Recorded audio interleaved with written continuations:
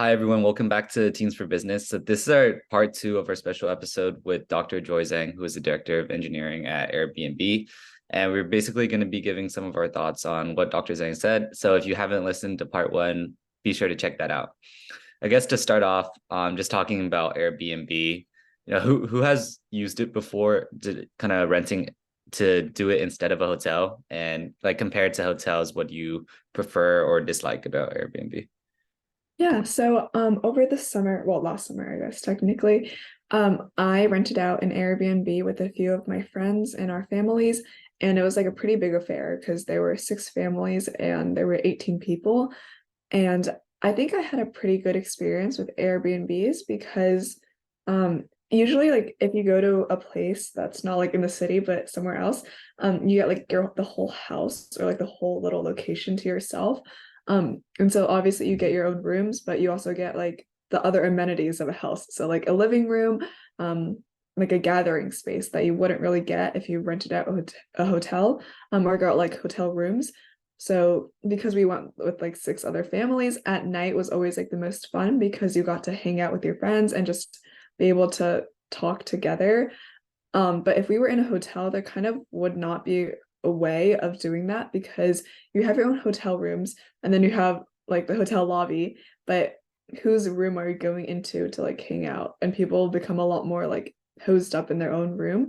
So I think like being able to have a living room, a dining room, even a kitchen as part of like the Airbnb was really helpful in like connecting everyone together. So I think like definitely Airbnbs do have some sort of advantages over just a regular hotel room. Yeah, I definitely agree, but I personally haven't used Airbnb recently. But a couple of my friends did when they went to Disneyland. It was a school trip, but they're like, I'm not spending this much money. And they rented an Airbnb instead and went by themselves. And I heard that it was a good experience. And I personally agree with Jackie's points. Like, hotel rooms are hotel rooms. Like, you're separate. They're only for the purpose of a place to stay at night, right? But Airbnbs kind of have a different approach to this because um I think Airbnbs are more useful the more people you have, right? If you're like a small family, two or three people, it's probably better to do a hotel. But when you're going as a group, a big group of friends, probably Airbnb is better, a better option because your friends and you can't pass up the opportunity to do friend things. Um, so I think Airbnb definitely in many circumstances probably would be a better option than staying in a hotel. For me, I haven't used an Airbnb. I've like used hotel like a lot, and I feel like in Airbnb you can just like do a lot more, especially when you're with like a big group. Like in hotels, like some hotels like have like those like rooms where you can like connect with each other, but those are only like one, two, three rooms at max. But with like hotel, like you can like enjoy all these amenities with all your friends and like be interconnected with all your friends and like stay in like those like rooms. So I could definitely see how Airbnb can be like a really fun experience for some. I haven't used it, but I think in the future I will definitely plan on using one with my friends if I travel with them in the future. Yeah, I definitely agree. And just to dive into what Dr. Zhang talked about yesterday, I think he mentioned how um there's this company that kind of they're yeah, the Renaissance Fund. They were the first to kind of use AI statistical models and put that into their research and their work. It was like never done before. So like what did you guys think of that and how they did that? Yeah, I think I like before he mentioned it, I read this like news article about it once, or like it was some project for school. I remember like learning about it. And I think it's like really innovative and really cool how we're able to kind of connect these different industries and improve both in a sense. Like before that, you machine learning was kind of its own thing. And then obviously like the industry like stocks and things like that and funds, like obviously there were intersections because that's kind of how your technology goes on, but no one really thought of to use a model to predict like if there were basic trends, if there were basic patterns, Like for example, this one thing happening leads to an increase in the stock, or like this one thing happening goes down. And so I think it's like really cool how you can kind of intertwine these two industries and use technology for, obviously for technology purposes, but then also apply it to something else, like in the financial world. And I think that's really cool. I might be wrong about this, and it might have been something else, but I think there was also a movie about it. Um, there might have been, but I don't know. I just think it's like really cool how you can have these two industries that like look separate. But this was a while ago too, and so there's definitely a lot more openings in the industry right now where you use technology, machine learning, AI to kind of predict trends and also like look at trends and big data and say, okay, this thing happening usually means this thing also happening. And I think that's really cool how it's become a lot more popular. Yeah, definitely. I think Renaissance kind of paved the way of, using AI in order to select portfolios and making sure the investments have a high return. And I think um I remember during the Wharton Investment Challenge, one of the ideas that was being thrown around was to actually use the AI model to predict um, the best choices for the portfolio. However, that's pretty ambitious. Like, you need to feed a huge load of data into that model in order to for it to be like somewhat accurate. Like if you want to be at the subpar of like the hedge funds nowadays, you probably need like terabytes of data. Like a ton of data, and like I think now the technology still isn't that great. So like these projects are definitely going to the future looks really bright, especially in like investments. And However, our current technology and our current manpower is probably not enough for that kind of ambitious goal. But I think Renaissance kind of paved the way of like, hey, we can use AI for this, and a lot of people realize like that's definitely a possibility, and it's probably one that has a bright future ahead instead of relying on just strictly manpower. Yeah, I agree. I feel like the AI just makes like that doing like a hedge funds calculations. They're just like so much more efficient now because like manpower, they have to like take like a while. They may have to use calculators to like calculate plug-in numbers. That obviously takes time. But with like AI like input calculations, like it's sped up like a lot faster. But obviously since hedge funds and stuff like the Renaissance hedge fund, they have to like plug in like a ton of different data to determine their like investment choices. Like there's like a lot of like things that the AI has to like go through in order to like make like a final like decision and like come up with like different calculations, different graphs, different statistics and stuff. And I feel like I think the Renaissance hedge fund is definitely like a great example of how like our like topic was like how AI could like intersect with business. Definitely, you could see like AI intersecting with like investment, financial hedge funds, and just like I guess just this is just a really big example of how AI was initially like used and like connecting AI with just being an investor and being like a person like really involved in finance. So definitely the Renaissance Fund. I think the founders or somebody big involved. His name was like Peter Brown or something. I think he definitely made like a big influence on like how like we can do like investments and like doing hedge funds today. I think Mr. Zhang also mentioned that today like 9 out of 10 like major of the in investment hedge funds are using or planning to use AI within the next year. So we could definitely see how like the AI has like really expanded from the first time it has been used. And I think just generally we could just see how like AI has been like AI and big data analysis has been like really like implemented throughout just like whole society and not just like business. Like in in my like AP computer science class, we had like a fun unit after the AP test about like using like Python and AI to use like big data. So we could definitely see like how more people are using like turning to AI to do like certain things, not just like anything like finance related, but everything in general. So like we see how like AI is like gonna grow in the future. There's definitely gonna be a big growth since like more people are gonna be exposed to it, especially the younger generation. And I feel like Dr. Zhang also really emphasized like the younger generation, like us, like we have like the responsibility to like get like a lot of like new like innovations and like new interpretations of like of like AI in the future, and like our creativity really like paves the way for like the future. So I definitely think that was like another like major like thing with like the Renaissance. Like there were people that were creative enough to like first, oh, maybe this resource is like good for like potential investment. So definitely Renaissance has paved the way for the future, and definitely we'll definitely see more AI in the future of hedge funds, investing, and just like general business in the future. Yeah, I Yeah. definitely agree. Yeah, I just want to add something like uh AI probably has a lot of benefits, you know. We talked about a lot of benefits in the interview. Like especially on a topic of like managing portfolios, like AI doesn't have bias.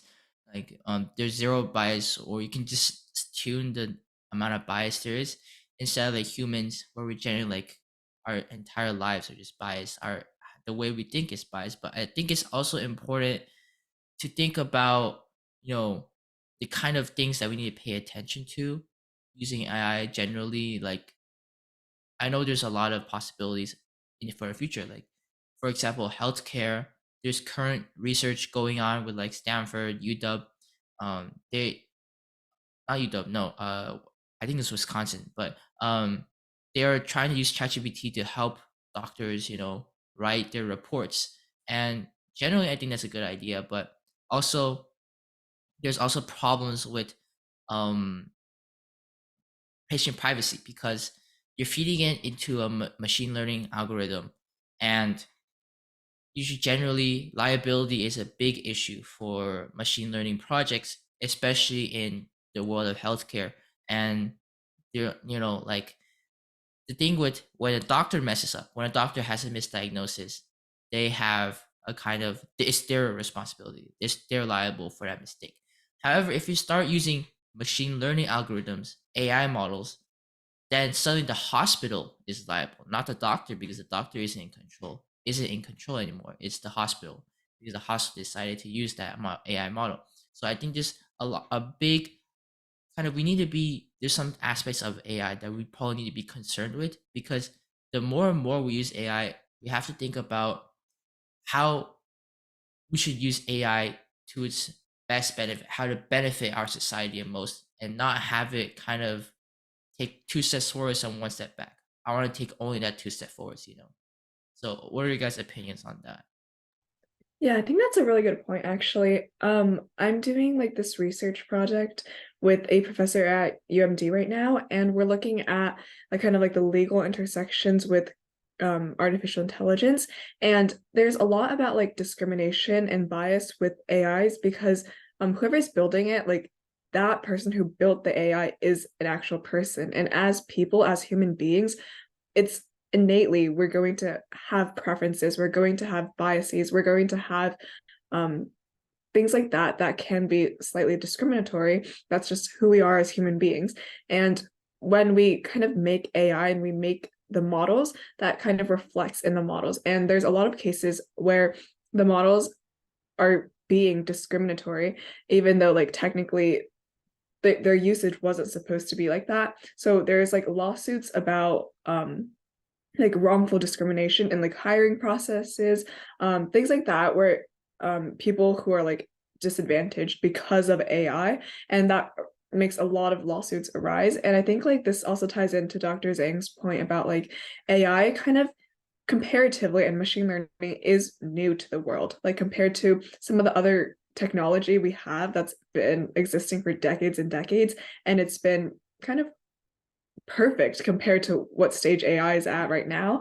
There's a lot of like uncertainties even outside of the technology itself. Like legally, who are you suing? Like if there's a case against Facebook right now, but like there was unfair hiring practices, but who are you suing for that? Facebook, because they use the model, or like the person who made the model, or like the company who did it? Like there's a lot of unknowns about what happens. And like Facebook, yes, they implemented it, but they didn't know, or like things like that, where it's just very unclear and the lines are very ambiguous. And that kind of is just a whole new industry, and like whole new, like Dr. Zhang said, revolution almost, of what AI and artificial intelligence same thing, but what they can bring to the world and how it really changes the way we look at things. Yeah, I definitely agree with that. I see like how AI has really like created a new dimension for like our thinking. Like a lot of people are like using AI. Like I think there was like a few months ago there was like a lawsuit with like ChatGPT with like ChatGPT being like one-sided. Like I think I don't know which side, but it was like something like political related. So you could definitely see like how there's like a big influence.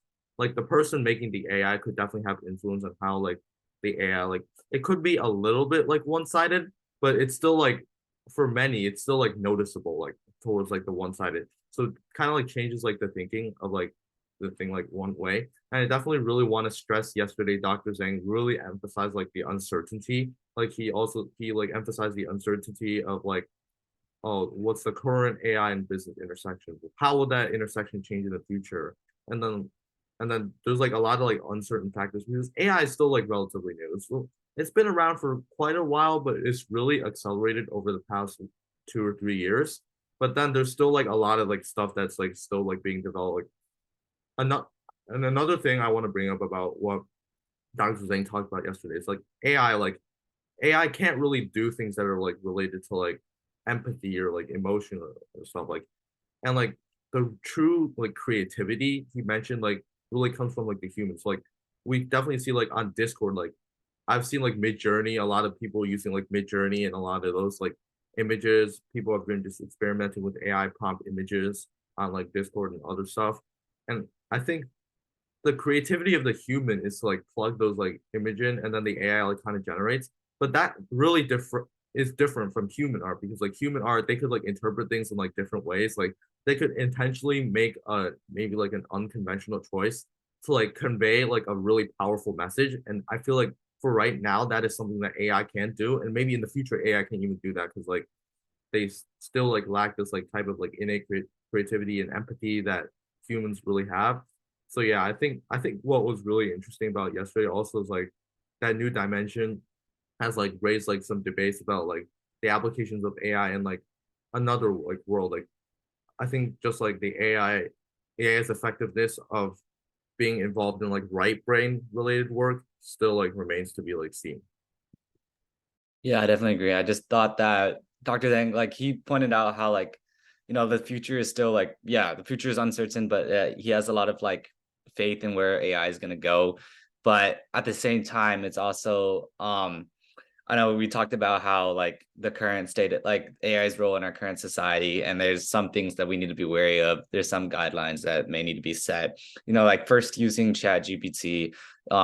He said, I think Dr. Zhang said how he was kind of like shocked about how, how much this kind of like this robot could really do. You first use this and you never know what you're gonna expect. So I just thought it was interesting how there's like both there's two sides. There's of course two sides to it. There's like both the future and the promise of like artificial intelligence and how much is going to help us in the future. But there's also like you kind of have to keep it in the back of your head about what you can't let the AI do. Yeah, Jack, I think you mentioned something about like AI art. Um and like that's recently been a really big deal because people were stealing original creations from humans and feeding it into these AI machine learning, deep learning art algorithms. Um and that kind of raises like a kind of a legal question on like, sure, you did something illegal by stealing someone's art, but like in the end, can you just you know, delete that thing from a machine learning algorithm? Like, who's actually like, how do you fix this issue, especially with AI being like kind of like a just newborn baby, right? Like, there's no way you can just remove stuff and at will because once you did something, it's gonna stay there. Like it's learning. It's not like just memorizing stuff. It's learning. It's trying to be like a human. So, and especially and then like in our interview yesterday, we also talked about like the ineffectiveness of Congress. Kind of like they kind of don't know what's going on technologically, especially being like 7 years old also doesn't help the case. Like they're willingly blind to how technology works in our day and age, and especially with like TikTok, Twitter, and read like all these social media algorithms, they also incorporate these machine learning, and as Dr. Zhang said yesterday, like it creates some sort of an echo chamber, and especially for politicians, I don't think that's a really good idea. So what are you guys' opinions on that? Yeah, I think that's right. But also, like, to steer the conversation back a bit, I just thought it was really interesting when you mentioned how, like, the thing about artificial intelligence and art, because there's a lot about, there's this whole controversy about, can you submit AI art into an art competition? And if you win, like, as if the AI wins, like, who gets the prize? Like, what is that? Like, what is happening there? And that's like kind of the same with it legally. Like, if AI did make a mistake, who are you suing? Like, are you suing a machine? Are they gonna give you money? Like, what are they gonna do about it? And I think like that's what Dr. Zhang was also talking about, of like, it's this whole new revolution, but it's not tangible in the sense that it's a real person, it's a real entity. It's kind of like a machine. Like, you can sue it, but you win, okay, congratulations, it's not going to give you money. Or like, it wins a prize at an art competition, but it is it going to collect its monetary prize? Like, is it going to add a title to its name, like AI winner of the second like art competition? Like, what happens with that? And there's just a lot of like unknowns about what happens with it. And that's also another point that Dr. Zhang brought up. He was like, it's like artificial intelligence has progressed a lot within the past few years, but he's really excited to see how like the new generation of like coding people, how like that kind of works out, and just like the improvements we can make with it. Yeah, I feel like again, I want to like refer back to my point, like talking about like a whole like new dimension with like AI, and also like again with what Dr. Zhang talked about yesterday about regulations. Like he doesn't know. Like I don't think any of us can like predict how regulations are going to be in place because like everything's so complicated. AI is like new. It requires us to like think super like differently than what we're used to, and obviously that's kind of hard for some people, honestly. But like for others, like it takes a while for like things to be like interpreted like in a different way, and like AI has really been like AI is gonna really test like our skill of that over like the next few years and like now. So I definitely think that like it's really hard to like judge like, oh, if AI art is like submitted or AI music is submitted for like a competition, would it like who's winning, who's and if who's someone's getting sued, who's getting sued, everything's like super complicated. We definitely need like more like regulations, especially when those like type of like I guess like so and so cheating happens. So we definitely and like we could also see this on like AI like writing. Like some people have like used AI to like write essays for them, submit it for school projects, and like some people have even used AI to like really amend their like I guess like really like big essays, like resume things, like college app essays. So and I know that like some like colleges have like been like, implementing like measures to decrease those like they have like these like AI detection like methods with their like writing. But even if they like detect something to be AI, but it wasn't like really AI, the person just has a really strong vocabulary or a really like strong like writing style. Like how could like the colleges like judge that and say, oh, this was like AI writing instead of like this was like original work? That still remains to be seen. That's like still like really uncertain, and it will be very interesting to see how this whole issue like really evolves in the future. What types of regulations are going to be in place, and how like people are going to interpret like different work as a that has been generated as a result of AI. Yeah, I I just definitely. sorry, just say something really quick about like AI writing and like actual writing. There's no really like differentiation. Like if you had AI write something for you and then you change out like 20 words out of 100, like is that your work or is that AI? Like where does that boundary shift between your work versus AI? And then Kaiwan, sorry, I cut you off. I just wanted to say that. Yeah, I definitely agree with that. I just think that it's very like, with AI music, AI art, AI writing, there's so much different things that you have to consider in terms of like you have to set with the growth of AI, of course, there's gonna be issues that you have to deal with. You have to set these guidelines like we talked about. And I just think it's just like interesting like to consider like how we're gonna proceed with that in the future, because it's going to be very hard to distinguish between like writing style maybe easier, and like Jackie said, if you just change out words, that's still not your writing, that's just taking the robot's writing and just changing a few words. But when you're getting into like art and getting into music, I don't know if you guys have seen like snippets on Instagram of like an AI Drake like song, just like it's just going like it just sounds exactly like him. At some point, AI is even going to progress even more. It's like it's going to be extremely hard to tell the difference between what a robot can do and what a human can do. So it's just you have to it's going to be very, very interesting to see how it plays out in the future. Yeah, definitely. Like, ever since chat, I think everyone realizes this, but ever since ChatGPT came out, like it grew in popularity because of people using it in different ways, giving it different prompts, and posting it on social media, such as like TikTok, especially. I think TikTok's like one of the biggest whys, the biggest why ChatGPT is so popular today. It's because of the content creators who used ChatGPT in creative ways. So I guess ChatGPT also kind of stimulates creativity in that way, but also it's has grown into such a big problem where AI is being used in music creation, such as the AI Drake, which has been blowing up. And then like people are just using AI in music creation now for like the giggles and like laughs and giggles, you know. But it's gonna be a really big problems, um, especially in like academic settings, right? Like there are websites that detect AI generation, but those same websites, when they plug in like documents like the Declaration of Independence, for example, they would say that's written by AI, right? So it's completely unreliable on how to detect AI, how to make sure nobody used AI in an academic setting, make sure everyone is using their own words. And I think it's a big problem because that just gives people one more way to be falsely accused of cheating. For example, like ever since ChatGPT came out, I'm like, oh crap, what if I what if one of my professors in college accuses me of using ChatGPT and kind of don't have a way to defend myself, because that's how the academic society works. um and it's just written, like there's a lot of Reddit posts I've seen, like of professors not knowing how ChatGPT works and just blatantly accusing students of using AI to write their own essays. Like this one professor would literally went on chat the OpenAI website and be like, "Hey, did you write this essay?" And they paste the essay to ChatGPT, and you're like, ChatGPT is obviously gonna say yes, right?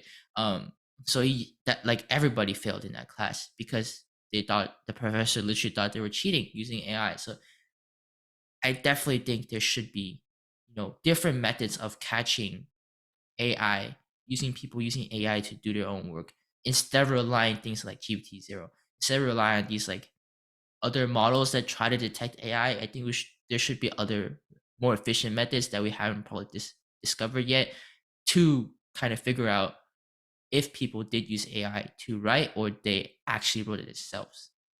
I think just to expand that onto like a more broad spectrum with AI like art and AI music, there hasn't I when I've been like experimenting with AI art and AI music, there hasn't been like really any like way to like detect AI art or AI music.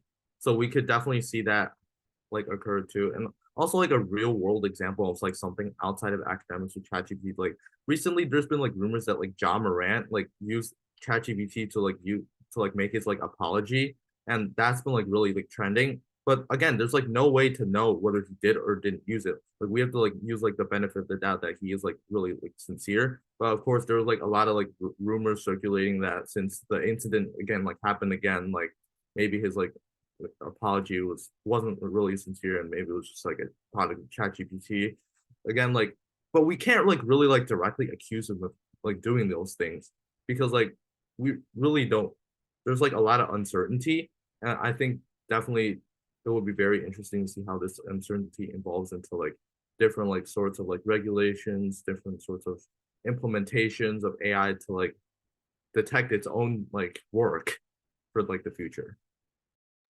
Yeah, I think that teachers and like different, especially for it's going to be it's going to be very prevalent in school. I mean, I think it already is. I think my English teacher has caught like a couple kids using ChatGPT to help them write their essays. And I think what's funny with ChatGPT, like when you ask them for like quotes or whatever, when you cite something, they give you like the wrong page numbers of the book.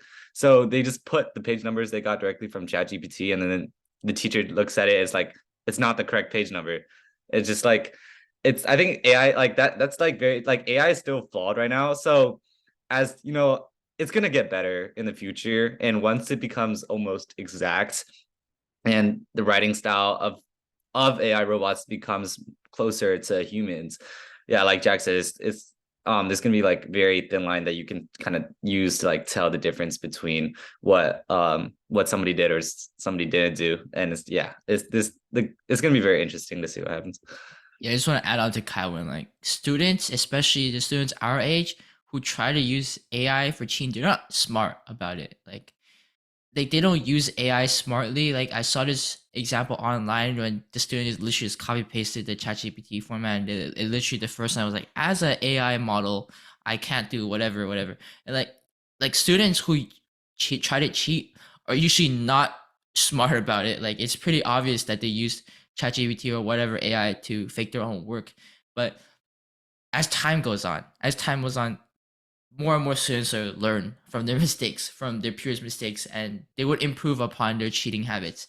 And I think right now it's probably not a big problem, but definitely 10 years in the future, 20 years in the future, people will master the art of cheating using AI. And Yeah. that will be Yeah. a problem then. Yeah.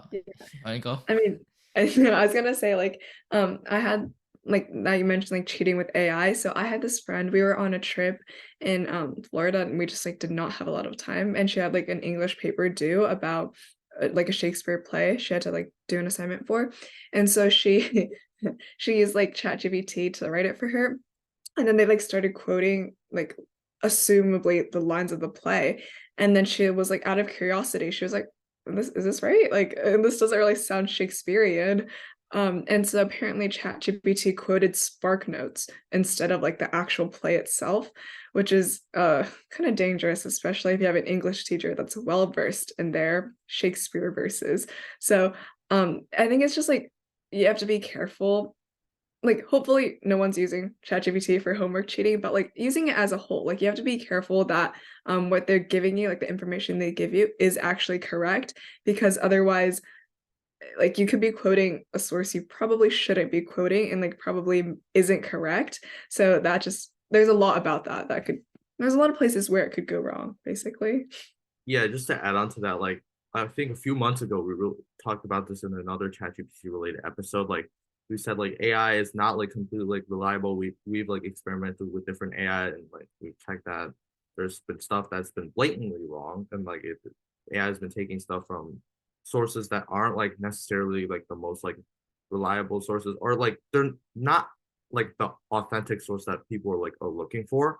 So there's like definitely still like loopholes of like AI that's still like there's still voids that needs to be like filled. And there's like and like again, like going to Ivan's point, like there's like so many people that are like really dumb with like cheating. There's also like people that are like smart with cheating, especially in those like higher level like AP classes and stuff. And sometimes they just like know like the method of like how to exploit AI, but also like include their own work. So there's definitely like a fine. There's it's definitely really complicated, and like it'll be really hard to accuse someone of like using AI, especially in like an English or history class where there's a lot of essay writing. But again, there's also like a lot of people who kind of like make it obvious that they do AI. And I think one my English teacher, like she actually knows how to use like a lot of like AI. Like a few months ago, she was like asking for like an AP Lang like synthesis essay, and actually the ChatGPT used fake sources that were like not from like the actual prompt, and I found that like really interesting.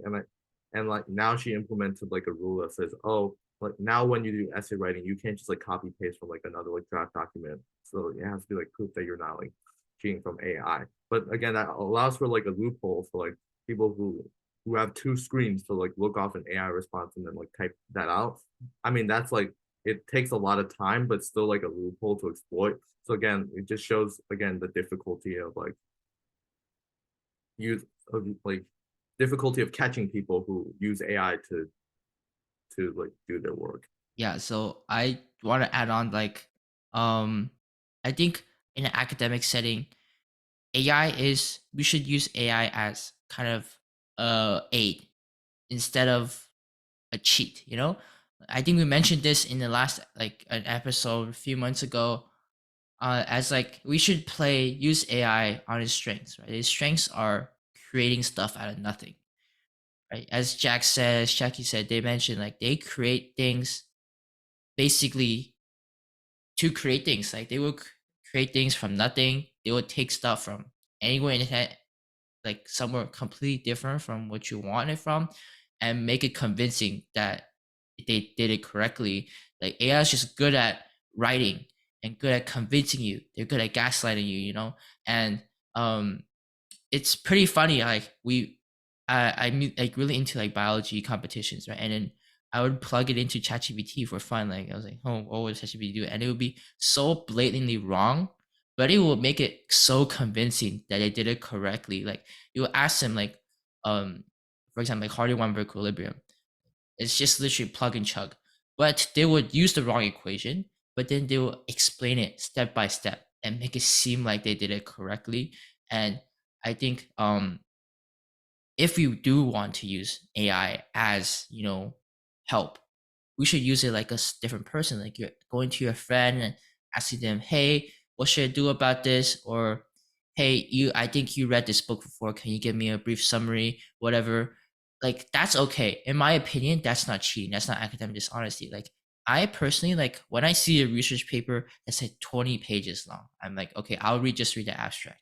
But then to make sure if I'm like not missing something, I will kind of copy the entire article and put it into ChatGPT and make it give me like a notes format.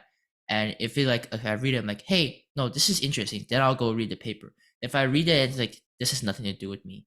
Then I'll just leave the paper behind and find something else, right? So I think that's just personal. Okay, you have to use ChatGPT in its strengths. Use ChatGPT to save time, to help you become a better academic person instead of cheating, instead of like making a write your essay, so that's where I think ChatGPT will probably be beneficial to us students rather than harmful, like academic dishonesty.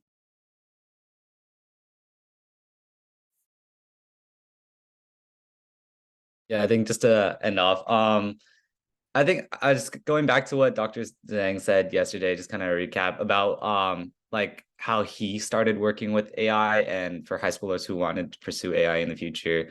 I thought it was interesting because I think he mentioned that he didn't have like an explicit reason for wanting to pursue it, but he just felt like he was passionate about it. And even though it wasn't like a hot thing back then, he still did it. And I just think that's pretty important nowadays with a lot of high schoolers, just like, we're doing a lot of this stuff for college apps and whatnot. And a lot of the time we forget about like what we actually want to do. So I think that was a nice reminder about like how that he pursued something that maybe wasn't looked upon as lucrative at the time. And now it's like one of the hottest things in the entire like in the world, I guess. So yeah, I thought that was pretty interesting. Yeah, I think I really appreciated that he said there was nothing really specific about his field or like what made him choose it. It was just the fact that it was kind of like an enigma. You don't really know what's happening. This thrill of like the mystery, like you don't it's not really clear what's happening behind the scenes. It's not really clear what the potential is. Especially like when he was choosing his major, like AI was not as developed as it is currently. So there was just a lot about that. And so his point about choosing like something you're passionate about and being able to like do it day and night is like a lot better than choosing something that you thought was a very hot topic at the time, but really despising it and not being able to work a long time on it. So I thought like his perspective on making sure you choose something you love to do, and then it'll like work out fine, because he said at the beginning he could have chosen to do some other computer science related topic, like he said data science, I think it was, something like that. And like at that time that was really popular, or networking, he said, it was really popular.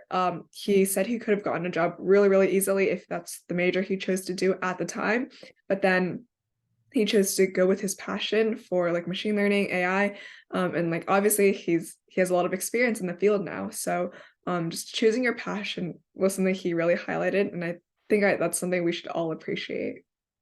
Yeah, I also liked what Dr. Zhang said about, taking risks. Like when he was young, he chose to follow through on machine learning because he thought it would be, he really didn't have a reason, but it's important because as young people, especially as high schoolers, a lot of our parents are probably saying, hey, go into CS, job security, go to med school, but in the end, it's our life. And as like, since we're all interested in business, obviously, I think it's also especially important for us who are interested in business to understand that we can take risks at this point of life. Like we have some sort of financial stability. We don't have a lot of responsibilities. Like what he does now, he has a wife, he has children. Like that's just extra responsibilities that we don't have, right? We don't have children. We just live our lives whatever the way we want to. So I think it's nice to know that we can take risks, and if we should take risk, we should take it as soon as possible when we don't have much to lose. And since risks are risk, there's definitely still a possibility that we lose everything, right? Especially like doing startups, being entrepreneurship, doing entrepreneurial things like creating startup, finding new ideas in a field that we're interested in. Those are always have risks, and we can always lose everything, lose all our progress. But since we are young, we can take those risks, and I think that's a highlight that we should probably take away from what Dr. Zahn said yesterday. Yeah, I definitely agree. Like he definitely emphasized that we're like the next generation, so we have to like take those risks now to carry on like the work of like the current like professionals. And like definitely another big thing that I think he really emphasized this year was like being curious about like things that you're like really interested in, like your passions. Like I know like a lot of people, a lot of my friends are like, oh, I'm gonna major in CS and like something like that. And but they're not entirely like interested in like CS. Like a lot of them are like interested in like more, like AI, information systems, data science, and like other like sectors of fields of engineering, but they're just doing CS because of the sake of it, in the future. Oh, there's a lot of money. We can get a lot of money from this job. But like really like pursuing those passions, like it's definitely really important. And like pursuing your passions allows for you to be, for me at least, like when I pursued like my own like passions like business, I became more like curious about like different like business phenomenons that really helped me learn more about business, do entrepreneurial things, experience different entrepreneurial things like like case like analyzing case studies and a lot of like other like different stuff like creating initial startup business models.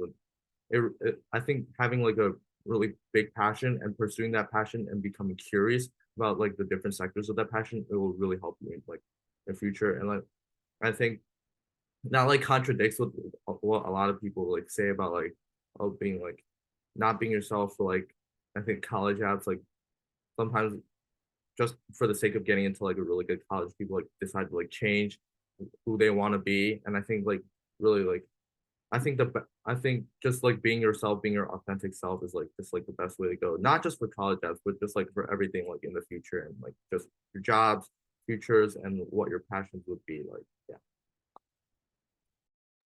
Yeah. Just to end off then. So thank you to everyone for tuning into this episode for Teens for Business. And if you haven't already listened to part 1, make sure to go check that out. And yeah, thanks to everyone for tuning in, and we'll see you guys next time.